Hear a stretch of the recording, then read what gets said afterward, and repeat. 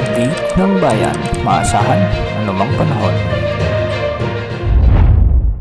Magandang araw po sa ating lahat. Narito ang latest update sa lagay ng ating panahon at kay Bagyong Marcy ngayong araw ng Miyerkules, Nobyembre 6, 2024. Patuloy na lumalakas si Bagyong Marcy at ngayon ay malapit na sa kalupaan ng extreme northern Luzon. Huli itong namataan sa layong 345 kilometro. Silangan ng Tuguegarao City, Cagayan. Taglay ang lakas ng hangin na umaabot sa 140 kilometro bawat oras at pagbugsong, umaabot sa 170 kilometro bawat oras. Kumikilos ito ngayon ng 15 kilometro bawat oras ng pakanluran. Maliit ang diameter ng bagyo, ngunit malakas ang taglay nitong hangin.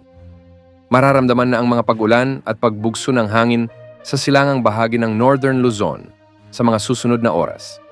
Sa kasalukuyan ay nakataas na ang Tropical Cyclone Wind Signal number 2 sa eastern portion ng Babuyan Islands at sa northeastern portion ng Cagayan. Signal number 1 naman sa Batanes, nalalabing bahagi ng Cagayan including Babuyan Islands, Ilocos Norte, Apayao, Abra, Kalinga, Mountain Province. Sa may Ifugao, Nueva Vizcaya, ang northern portion ng Benguet, Quirino sa may Isabela at ang northern portion ng Aurora.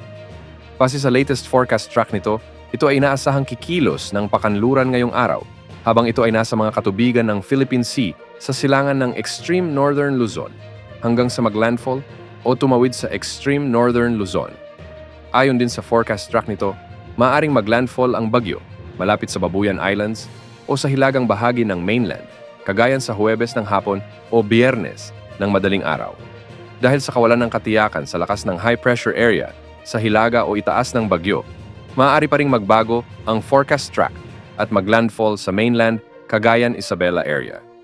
Maaaring lumabas ang bagyong ito sa ating Philippine Area of Responsibility sa araw ng Biyernes ng gabi o Sabado ng madaling araw.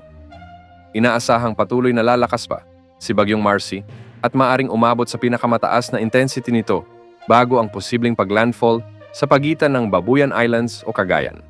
Ang pinakamataas na wind signal na maaaring itaas ng pag-asa sa pagdaan o paglapit ng bagyo ay wind signal number 4.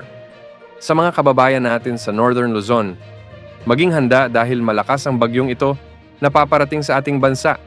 Yan ang update sa lagay ng panahon. Ito po ang weather update ng bayan, maaasahan anumang panahon.